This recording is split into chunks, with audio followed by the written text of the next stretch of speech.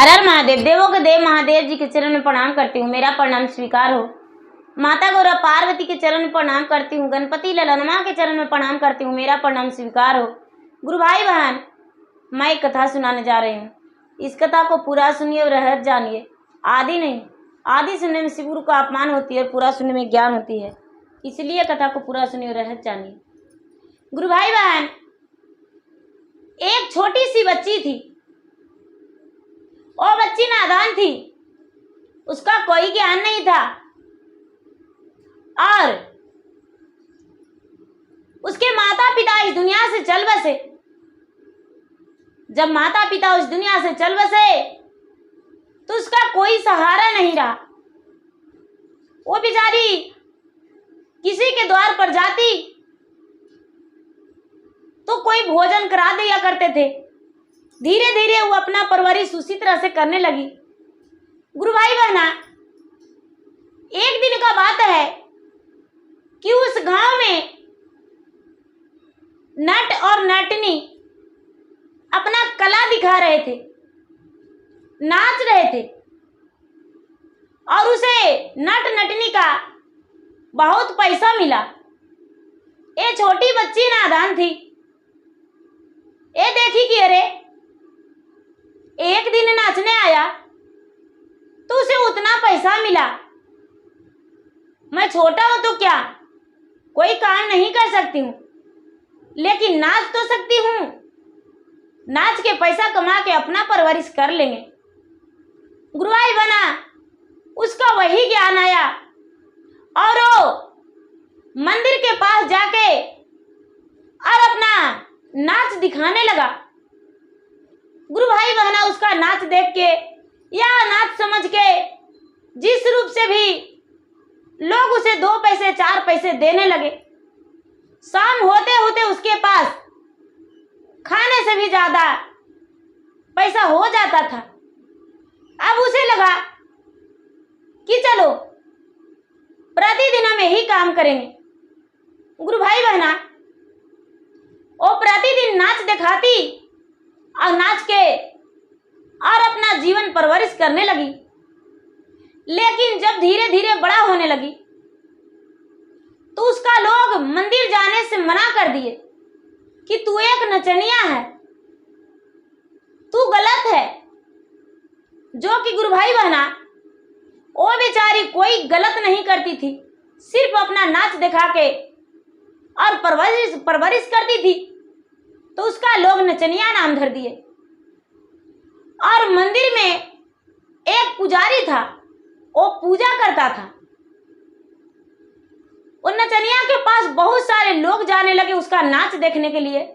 धीरे धीरे जब वो बड़ा हो गई तो रात दिन उसका मन में यही गूंजता था कि हे भगवान, मेरा कितना बड़ा किस्मत फूटा हुआ है कि आपके सीढ़ियों के पास भी नहीं जा सकता, आपके चरण भी नहीं छू सकता।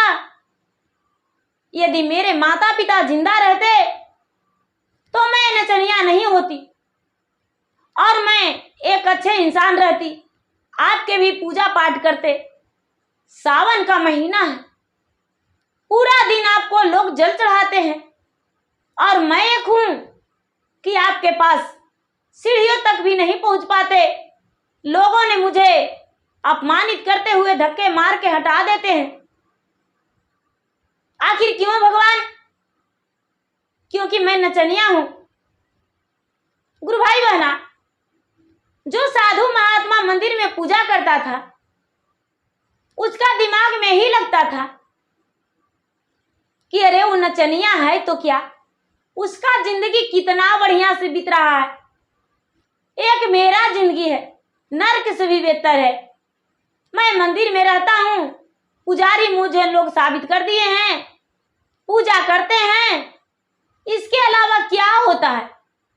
मेरा बीवी बच्चा भी सही से नहीं रह पाती, उसका भी परवरिश हम नहीं कर पाते हैं सही से। मैं क्या करूं? रात दिन उस नचनिया के बारे में ये साधु सोचते रहता था। धीरे धीरे धीरे धीरे गुरु भाई बहना, ये साधु का मृत्यु हो गया। का मृत्यु हो गया तो ये नरक में गया, और उन नचनिया का मृत्यु हुआ तो उसे स्वर्ग मिला। स्वर्ग मिला, वो स्वर्ग गई।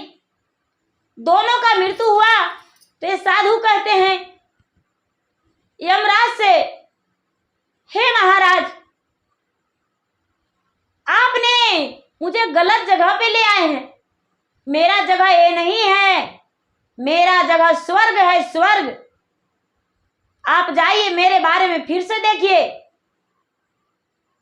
यमराज कहते हैं नहीं, ये गलत नहीं है, मैं आपका पूरा हिसाब देखा हूं। और उसी साधु के सामने नचनिया बेचारी स्वर्ग में है। इसके लिए फूलों का बिस्तर लगा हुआ है, सुंदर सा जल इसके स्नान करने के लिए, और फूलों का से सोने के लिए, दोदाई पंखा होकने के लिए। साधु का तो बड़ा कचोटा है और बोला, ये नचनिया का स्वर्ग कैसे और मेरा नरक? हम नरक में नहीं रहेंगे। यमराज बोले, अरे मूर्ख साधु, तूने मंदिर में जरूर रहता था, लेकिन पूरा ध्यान तुम्हारा उस नचनिया पे रहता था कि नचनिया का जिंदगी बहुत अच्छा है। लोग मंदिर में तुम्हें पुजारी बनाकर रखे थे जरूर, लेकिन पूजा पाठ तू कभी मन से नहीं करता था। जब भी जल चढ़ाता तो ध्यान आता था कि पूजा कर रहे हैं उन नचनिया भी, कितना लोग जुटे हैं, कितना पैसा कमा रही है, नाचती है, पैसा कमाती है, उसका जिंदगी तो कितना अच्छा है। तुम्हारा मन में यही ख्याल आता था। और जो नचनिया थी, नचनिया का हर पल अपने हृदय में बसा के भगवान को रखता था और सोचती थी यही कि हे भगवान, इस जन्म में तो नचनिया बना दिए, लेकिन अगली जन्म में महाराज मुझे अपना चरण के धूल बनाइएगा, जो कि आपके चरण में रह सकूं, आपके सेवा कर सकूं, आपके पूजा कर सकूं और आपके भजन कीर्तन भी करूं। और तूने क्या सोचा था नचनिया के बारे में? तो नरक किसका, स्वर्ग किसका? इसीलिए उसका स्वर्ग मिला है। भगवान के मन में बसा के रखती थी, और तूने भगवान को तो दिल में कभी बसाया ही नहीं, इसीलिए तुम नरक में ही रहो। और वो जो बेचारी नचनिया थी, उसका एक ब्राह्मण के घर में कन्या रूपी जन्म होकर जन्म ली, कन्या बन के जन्म ली ब्राह्मण के घर में, और बड़े भाग्यशाली पुत्री बन के जन्म ली, जो कि ब्राह्मण भी बड़े खुश थे।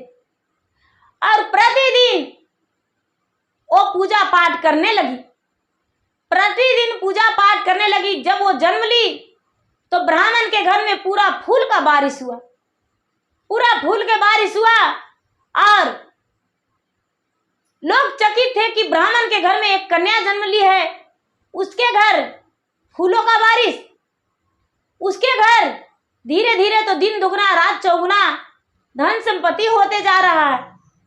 ओ ब्राह्मण बहुत बड़े धन संपत्ति वाला राजा, अमीर बन गए कन्या के बड़े होते होते। ब्राह्मण को लगा कि कुछ तो बात है, जो कि हम इतने धीरे धीरे धनवान हो गए हैं। आखिर कन्या में क्या खूबी है जो इतना बड़ा हम धनवान हो गए? ब्राह्मण ने अपना पोथी पत्रा में देखे तो कुछ नहीं समझ में आया।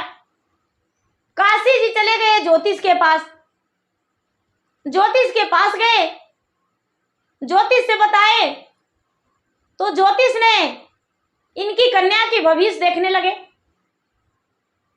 कन्या के भविष्य देखने लगे तो कहने लगे, हे ब्राह्मण, कन्या के भविष्य ना ही जानो तो अच्छा रहेगा। ब्राह्मण बोले, नहीं, मुझे जानना है इसके कल के बारे में, इसके कल के बारे में मुझे जानना है। यदि इसके कल के बारे में नहीं जानेंगे तो कैसे मुझे पता चलेगा कि मुझे इतना धन प्राप्त कैसे हुआ। ज्योतिष ने उसके कल के बारे में बताए कि पहला जन्म में एक नचनिया थी और इस जन्म में एक ब्राह्मण के घर में पुत्री बन के जन्म लिया है। नचनिया तो जरूर थी, लेकिन भगवान के अपने हृदय में बसा के रखती थी, इसीलिए इसका एक ब्राह्मण के घर में ब्राह्मण की पुत्री बन के जन्म ली। ऐसा बात सुनकर ब्राह्मण अपने आप पे गर्व किए और भी ज्यादा अपने पुत्री को मान सम्मान देने लगे। और जब विवाह किए तो एक अच्छे राजघराना में विवाह किए। उनकी जो कन्या थी वो सुखी रहने लगी। वो जो साधु था उसका नरक में ही जीवन बीता। तो गुरु भाई बहना, साधु का नरक और वेश्या का स्वर्ग मिला।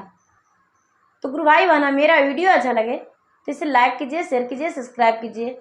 धन्यवाद। मैं इंस्टाग्राम पे भी हूँ और मैं फेसबुक पे भी हूँ। मेरा इंस्टाग्राम पे फॉलो कीजिए, लाइक और शेयर कीजिए, लाइक कीजिए, और मेरा फेसबुक पे भी शेयर कीजिए, लाइक कीजिए। धन्यवाद।